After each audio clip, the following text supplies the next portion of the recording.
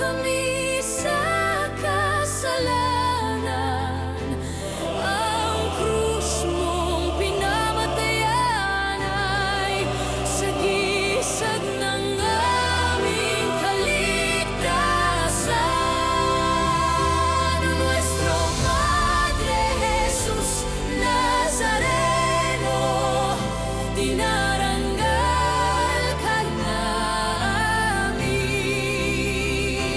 Nuestro Padre Jesus Nazareno, niluluwalhati ka namin. Nuestro Padre Jesus Nazareno, dinaranggal ka namin. Nuestro Padre Jesus Nazareno, niluluwalhati ka namin. Nuestro Padre Jesus Nazareno, sinasamba ka namin. Pinipintuho ka namin. Aral mo ang aming buhay at kaligtasan. Nuestro Padre Jesus Nazareno, iligtas mo kami sa kasalanan. Ang krus mong pinamatayan ay sagisag ng aming kaligtasan. Nuestro Padre Jesus Nazareno, dinaranggal ka namin. Nuestro Padre Jesus Nazareno, niluluwalhati ka namin. Nuestro Padre Jesus Nazareno, dinaranggal ka namin. Nuestro Padre Jesus Nazareno, niluluwalhati ka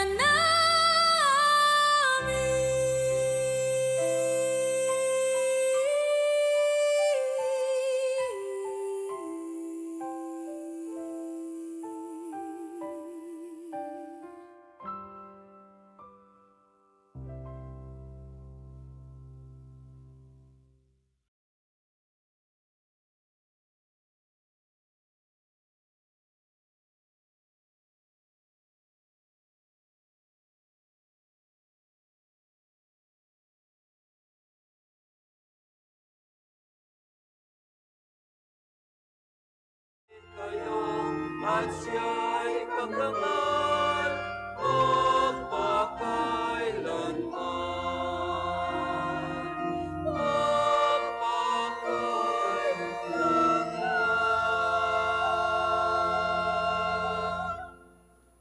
Sa ngalan ng Ama at ng Anak at ng Espiritu Santo, Amen. ang pagpapala ng ating Panginoong Hesukristo, ang pag-ibig ng Diyos Ama, at ang makikipagkaisa ng Espiritu Santo naway sumainyong lahat. At sumainyo rin. Mga kapatid, aminin natin ang ating mga kasalanan upang tayo'y maging marapat gumanap sa banal na pagdiriwang. Inaamin ko sa makapangyarihang Diyos at sa inyo mga kapatid na lubha ako nagkasala sa isip, sa salita at sa gawa at sa aking pagkukulang. Kaya isinasamo ko sa mahal na Birheng Maria, sa lahat ng mga anghel at mga banal, at sa inyo mga kapatid na ako'y panalangin sa Panginoong ating Diyos. Kaawaan tayo ng makapangyarihang Diyos, patawarin tayo sa ating mga kasalanan at patnubayan tayo sa buhay na walang hanggan. Amen. Panginoon, kaawaan mo kami. Panginoon, kaawaan mo kami. Kristo, kaawaan mo kami. Kristo, kaawaan mo kami. Panginoon, kaawaan mo kami. Panginoon, kaawaan mo kami. Manalangin tayo. Ama naming makapangyarihan, pinananauli mo at pinahalagahan ang wagas na katapatan. Itaguyod mo ang aming kalooban upang sa paghango mo sa amin sa dilim ng alinlangan, kami huwag mawalay sa liwanag mong maaasahan sa pamamagitan ni Jesucristo kasama ng Espiritu Santo magpasawalang hanggan. Amen.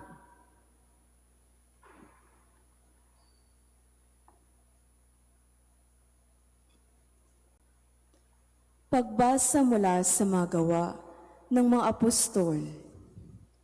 Noong mga araw na iyon, may ilang taong dumating sa Antioquia mula sa Judea at itinuro sa mga kapatid ang ganito: kapag hindi kayo nagpatuli ayon sa kautusan ni Moises, hindi kayo maliligtas. Tinutulan ito ni Pablo at Bernabe at naging mainita ng kanilang pagtatalo tungkol dito. Kaya't napagkaisang papuntahin sa Jerusalem sina Pablo at Bernabe at ang ilan pang kapatid sa Antioquia upang makipagkita sa mga apostol at sa matatanda tungkol sa suliraning ito. Sinugo nga sila ng simbahan at pagdaan nila sa Phoenicia at Samaria, ibinalita nila ang pagkahikayat sa mga hentil. Ito'y labis na ikinagalak ng mga kapatid. Pagdating sa Jerusalem, malugod silang tinanggap ng mga apostol, ng matatanda at ng buong simbahan, at isinalaysay nila ang lahat ng isinasagawa ng Diyos sa pamamagitan nila. Ngunit tumindig ang ilang mananampalatayang kabilang sa pangkat ng mga Pariseyo at ang sabi nila, kailangang tuliin ang mga hentil na sumasampalataya at utusang tumupad sa kautusan ni Moises. Nagpulong ang mga apostol at ang matatanda upang pag-aralan ang suliraning ito. Ang salita ng Diyos. Salamat sa Diyos. Masaya tayong papasok sa tahanan ng poong Diyos. Masaya tayong papasok sa tahanan ng poong Diyos. Ako ay nagalak sa sabing ganito, sa bahay ng poon ay pumasok tayo. Sama-sama kami matapos sapitin ang pintuang lungsod nitong Jerusalem. Masaya tayong papasok sa tahanan ng poong Diyos. Yaong Jerusalem, kay ganda ng anyo, maganda ang ayos ng muling matayo. Dito umaahon ang lahat ng angkan, lipin ni Israel upang magsambahan. Masaya tayong papasok sa tahanan ng poong Diyos. Ang hangad, ang poon ay pasalamatan, pagkat ito'y utos na dapat gampanan. Doon din naroon ang mga hukuman at trono ng haring hahatol sa tanan. Masaya tayong papasok sa tahanan ng poong Diyos.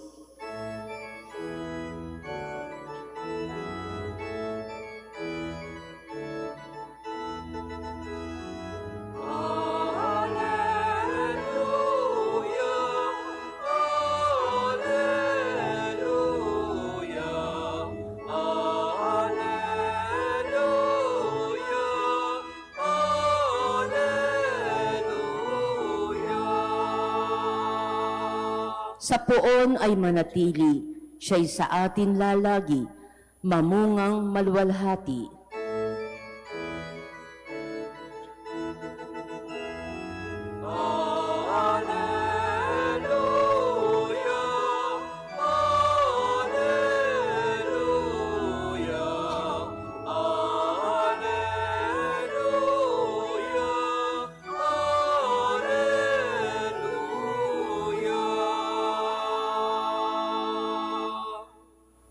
Sumainyo ang Panginoon. At sumainyo rin. Ang mabuting balita ng Panginoon ayon kay San Juan. Papuri sa iyo, Panginoon.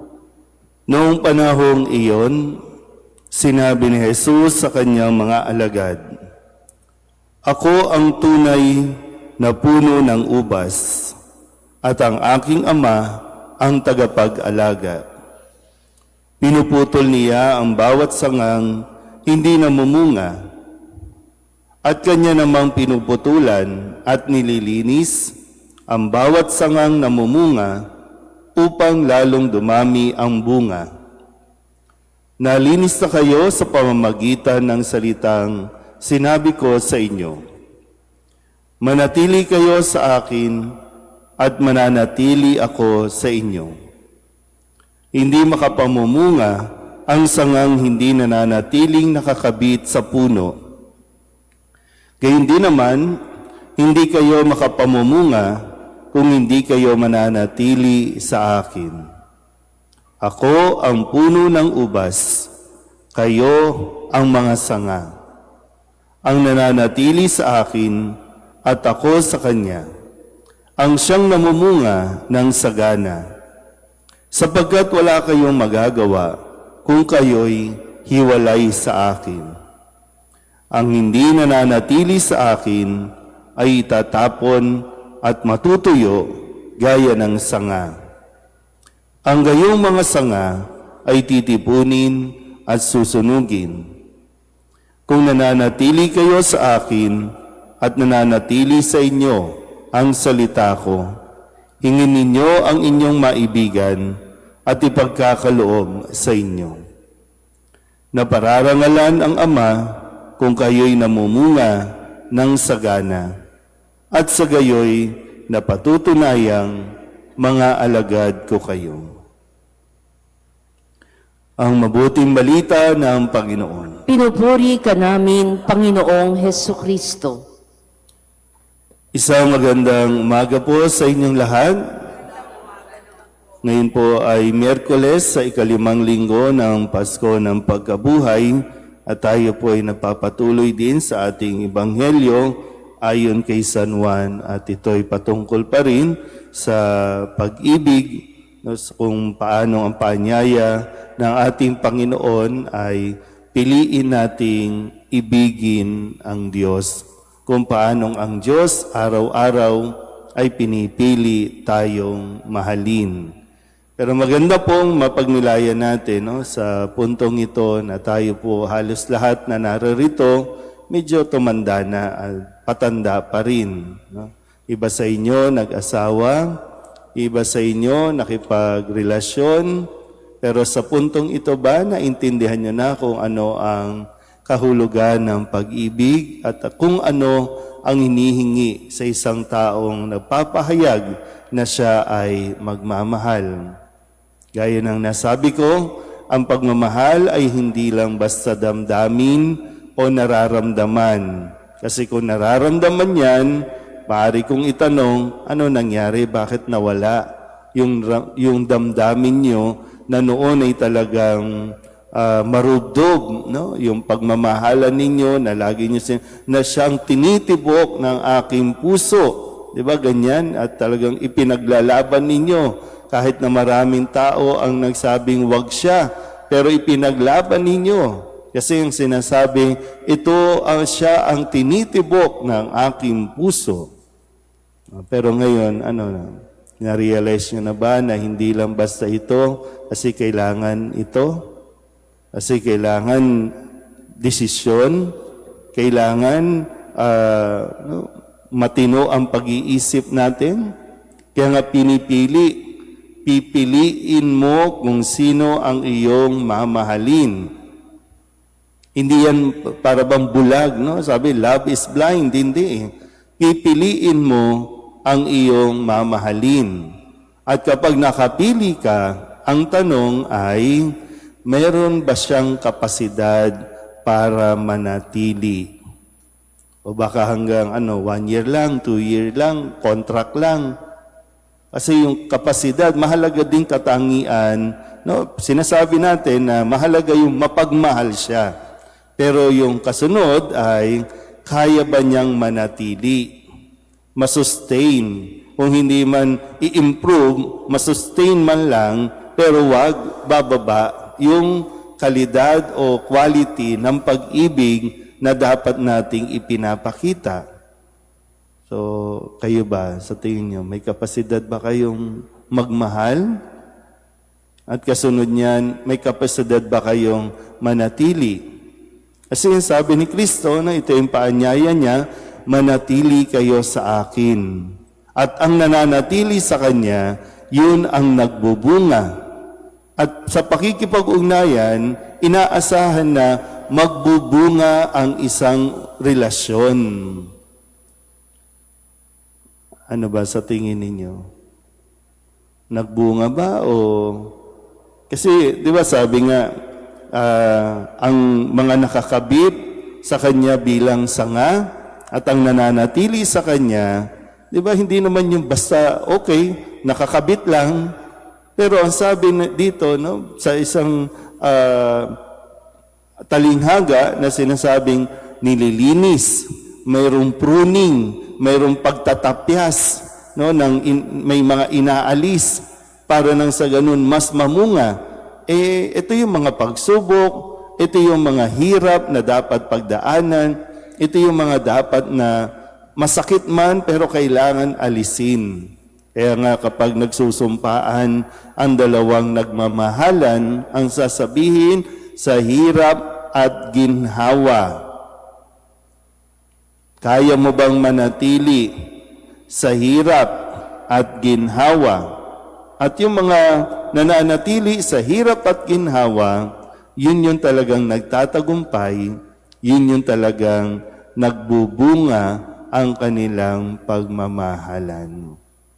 Yung muli, ang Diyos, pinipili tayong mahalin at nananatili siyang nagmamahal sa atin.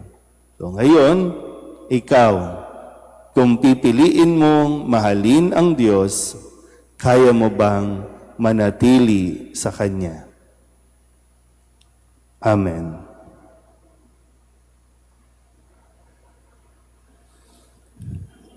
Habang nagkakatipon tayo bilang isang bayang sumasamba sa Panginoon, ilapit natin sa Diyos na ating Ama ang ating mga pangangailangan ng may pagtitiwala. Ang ating pong itutugon, walang hanggang tagapagtanim ng ubas, gawin mo kaming mabunga. Walang hanggang tagapagtanim ng ubas, gawin mo kaming mabunga. Ang pagkakaisang nagmumula kay Kristo, ang tunay na puno ng ubas, naway makahikayat sa lahat ng Kristiyano sa kanyang simbahan. Manalangin tayo sa Panginoon. Walang hanggang tagapagtanim ng ubas, gawin mo kaming mabunga. Ang mga pari, relihiyoso at mga misyonero, naway maging tapat sa kanilang bukasyon sa simbahan at manatiling kaisa ni Kristo sa kanilang gawain. Manalangin tayo sa Panginoon. Walang hanggang tagapagtanim ng ubas, gawin mo kaming mabunga. Ang mga nagdaranas ng mga pagsubok at kahirapan sa buhay, naway manatiling tapat kay Kristo at sa kanyang ebanghelyo. Manalangin tayo sa Panginoon. Walang hanggang tagapagtanim ng ubas, gawin mo kaming mabunga. Ang mga may sakit, naway tignan si Kristo bilang bukal ng lakas at kagalingan. Manalangin tayo sa Panginoon. Walang hanggang tagapagtanim ng ubas, gawin mo kaming mabunga. Upang mamayani ang kapayapaan sa gitnang silangan at sa buong mundo, at ipag-adya nawa ang sangkatauhan sa karahasan, kasakiman at pang-aabuso ng kapangyarihan na nagdudulot ng paghihirap at kamatayan sa marami. Manalangin tayo sa Panginoon. Walang hanggang tagapagtanim ng ubas, gawin mo kaming mabunga. Upang ang lahat ng mga nagdurusa dahil sa kalupitan ng digmaan ay daglian ng makaranas ng kapayapaan at mabuhay ng may kapanatagan at kalayaan. Manalangin tayo sa Panginoon. Walang hanggang tagapagtanim ng ubas, gawin mo kaming mabunga. upang ang ating mga kabataan ay pagkalooban ng Espiritu Santo ng karunungan at lakas ng loob, upang makita nila at makatugon sila sa iba't ibang tawag ng paglilingkod sa simbahan, lalo na sa paglilingkod bilang mga pari, mga relihiyoso at relihiyosa. Manalangin tayo sa Panginoon. Walang hanggang tagapagtanim ng ubas, gawin mo kaming mabunga. Ang mga tapat sa Panginoon na namayapa, naway manatili kay Kristo magpasawalang hanggan. Manalangin tayo sa Panginoon. Walang hanggang tagapagtanim ng ubas, gawin mo kaming mabunga. Idulog din natin sa Panginoon ang ating mga personal na kahilingan at mga panalangin para sa ating mga pamilya, kasama din ang mga kahilingan ng mga nanonood sa online. Lahat ng mga misang pasasalamat, special na intensyon, agarang paggaling ng mga may sakit, tang lahat ng mga kaluluwa na inihiling na ipagdasal sa misang ito.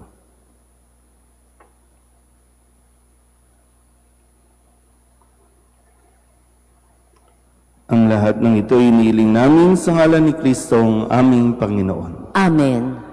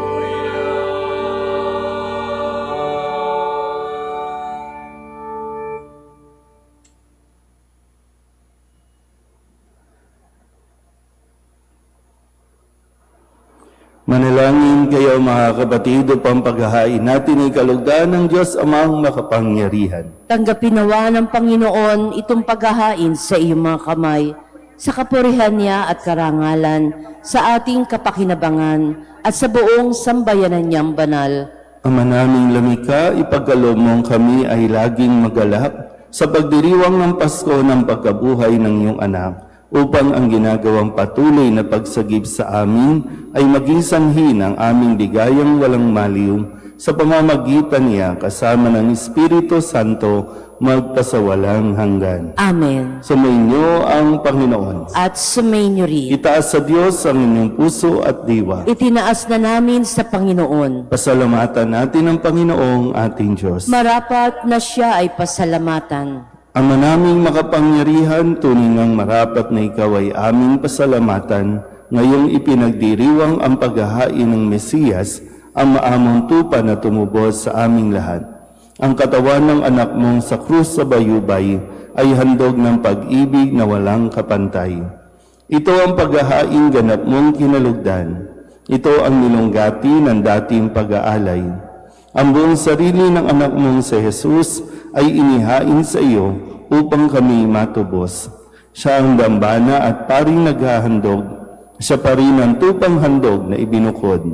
Kaya kaysa ng mga anghel na nagsisiawit ng papuri sa iyo nang walang humpay sa kalangitan, kami nagbubunyi sa iyong kadakilaan.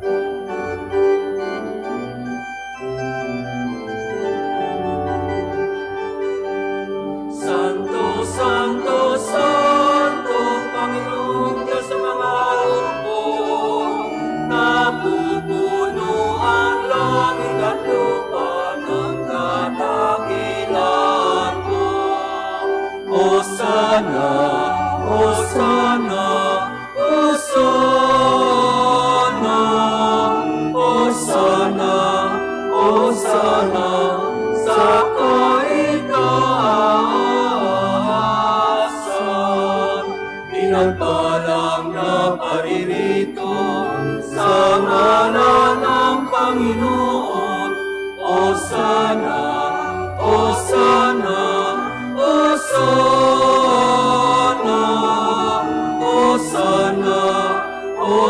sana sa kaitaasan.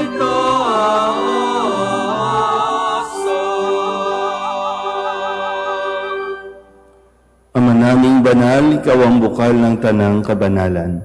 Kaya't sa pamamagitan ng iyong Espiritu, gawin mong banal ang kaloob nito upang para sa aming maging katawan at dugo ng aming Panginoong Heso Kristo. Bago niya pinagtiis ang pusang loob na maging handog, hinawakan niya ang tinapay, pinasalamatan kaniya, inaghati-hati niya iyon, iniabot sa kanyang mga alagad at sinabi, "Tanggapin ninyong lahat ito at kanin. Ito ang aking katawan na ihahandog para sa inyo."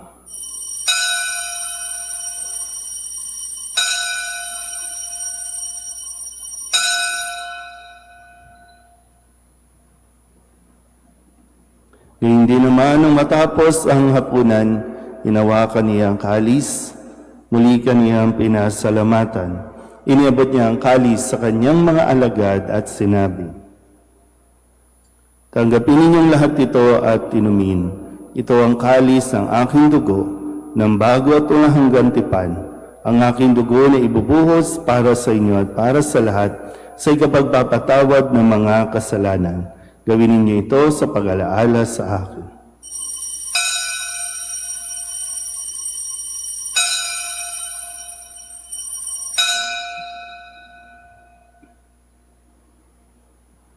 Ipagbunyi natin ang misteryo ng pananampalataya. Si Kristo'y namatay, si Kristo'y nabuhay, si Kristo'y babalik sa wakas ng panahon. Ama, ginagawa namin ngayon ang pag-alaala sa pagkamatay at muling pagkabuhay ng iyong anak. Kaya tiniaalay namin sa iyo ang tinapay na nagbibigay buhay at ang kalis sa nagkakaloob ng kaligtasan. Kami nagpapasalamat dahil kami iyong minarapat na tumayo sa harap mo para maglingkod sa iyo. Isinasamo namin kami magsasalo-salo sa katawan at dugo ni Kristo ay mabuklod sa pagkakaisa sa pamamagitan ng Espiritu Santo. Ama, lingapin mo ang iyong simbahang laganap sa buong daigdig. Puspusin mo kami sa pag-ibig kay San Leon na aming Papa at ni Jose na aming Obispo at ng Tanang Kaparian. Alalahanin mo rin ang mga kapatid naming nahimlay na may pag-asang sila'y muling mabubuhay, kaya hindi ng lahat ng mga pumanaw. Kawaan mo sila at patuloyin sa iyong kaliwanagan. Kawaan mo at pagindapating kaming lahat na makasalo sa iyong buhay na walang wakas. Kaysa ng mahal na Birheng Maria na ina ng Diyos, ng kabiyak ng puso niyang si San Jose. Kaysa ng mga apostol at ng lahat mga banal na namuhay dito sa daigdig, ng kalugod-lugod sa iyo, may pagdiwang nawa namin ang papupuri sa ikararangal mo sa pamamagitan ng iyong anak na aming Panginoong Heso Kristo. Sa pamamagitan ni Kristo, kasama niya at sa Kanya, ang lahat ng parangal at papuri ay sa iyo, Diyos Amang makapangyarihan, kasama ng Espiritu Santo, magpasawalang hanggan.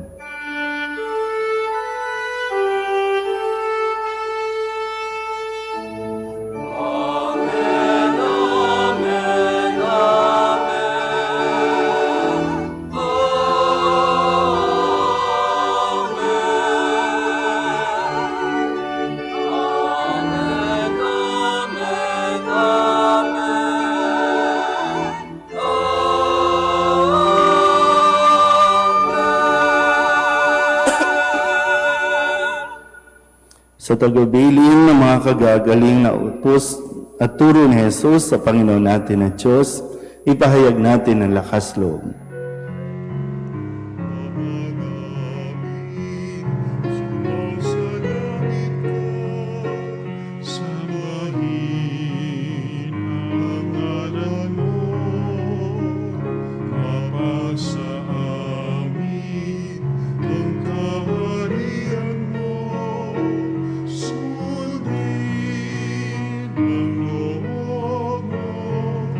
Dito sa lupa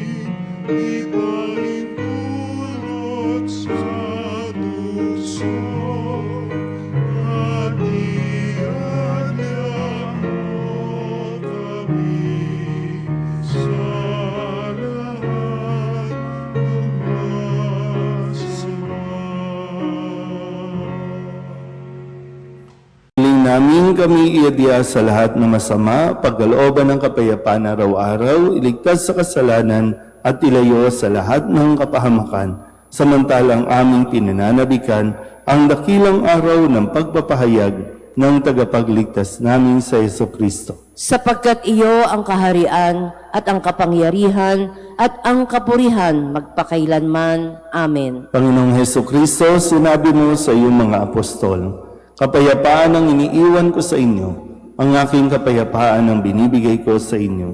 Tunghayan mo ang aming pananampalataya at huwag ang aming mga pagkakasala.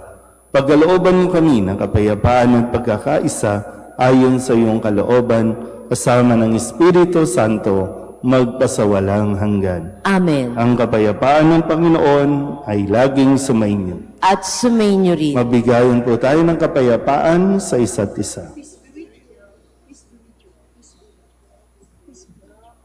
Kordero ng Diyos na nag-aalis ng mga kasalanan ng sanlibutan, maawa ka sa amin. Kordero ng Diyos na nag-aalis ng mga kasalanan ng sanlibutan, maawa ka sa amin. Kordero ng Diyos na nag-aalis ng mga kasalanan ng sanlibutan, ipagkaloob mo sa amin ang kapayapaan. Ito ang kordero ng Diyos. Ito ang nag-aalis ng mga kasalanan ng sanlibutan. Mapalad ang mga inaanyayahan sa kanyang piging. Panginoon, hindi ako karapat-dapat na magpatuloy sa iyo, ngunit sa isang salita mo lamang ay gagaling na ako.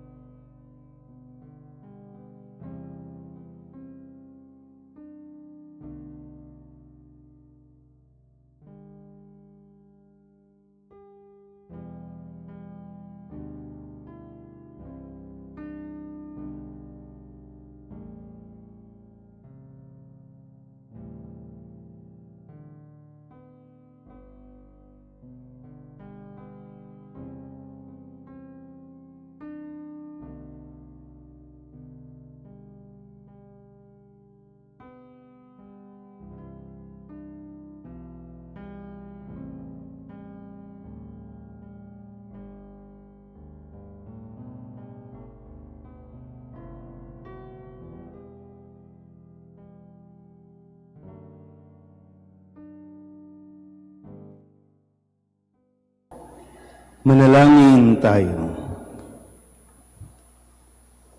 Ama naming mapagmahal, ang aming mga pagluhog ay iyong pakinggan para sa pagkakamit ng iyong tulong sa amin araw-araw at para sa pagkakaloob ng ligayang walang katapusan na pawang idinudulot ng banal na pakikinabang. Sa pagdiriwang ng pagpapalitan ng iyong bigay at aming alay, sa pamamagitan ni Jesucristo kasama ng Espiritu Santo, magpasawalang hanggan. Amen. Muli po sa Biyernes, sa unang araw ng nobinaryo para sa Pistang Bayan, darating po ang relic ni Saint Charbel at lahat po ng mga may karamdaman o may sakit ay idulog natin sa tulong ni Saint Charbel sa ating Panginoon. Nagawaran sila ng kagalingan. So 6:30 po yung misa, sana po ay makadalo po kayo. At araw-araw din po ay maaari kayong magdala ng bulaklak, mag-alay ng bulaklak dahil ang buwan ng Mayo ay Flores de Maria. Kaya pagkatapos ng misa, maaari po kayong mag-alay ng bulaklak.